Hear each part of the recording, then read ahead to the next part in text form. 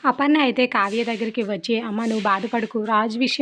రాజు కూడా అలా అనుకోలేదు కదా! ఇలా జరుగుతుందనేసి. నువ్వు బాధపడకు" అని వాదోచుతూ ఉంటుంది.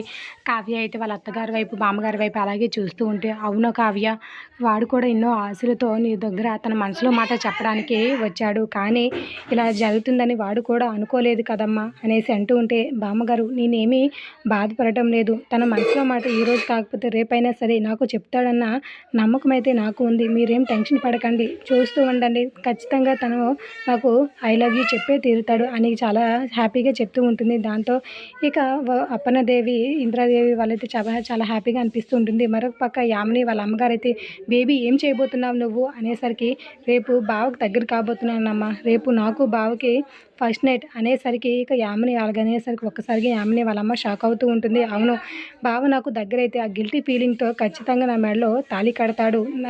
కావ్య మెడకి ఉరి బిగుసుకుంటుంది. నా నా మెడకి తాడు వస్తుంది" అని చెప్తూ ఉంటుంది. "ఏం చేస్తున్నావు బేబీ? ఇలా చేయడం చాలా తప్పు" అని అంటే, "లేదు మమ్మీ, బావని నా సొంతం చేసుకోవడానికి ఎందుకంటే నాకు మంచి మార్గం కనిపించటం లేదు. ఇదే ఖచ్చితంగా నేను చేస్తాను. ఖచ్చితంగా బావ నా సొంతమే అవుతాడు. కావ్యకి దూరం అవుతాడు. చూస్తూ ఉండు" అనేసరికి ఇక వాళ్ళ అమ్మగారైతే అసలు ఒప్పుకోరు. కానీ యామిని అయితే తన మాటలతో మభ్య పెడుతూ ఉంటుంది. ఇక తప్పక యామిని మాటలు కాదనలేక ఏమీ చేయలేక మౌనంగా ఉండిపోతుంది. ఇది ఈరోజు ప్రోమో. Like the video.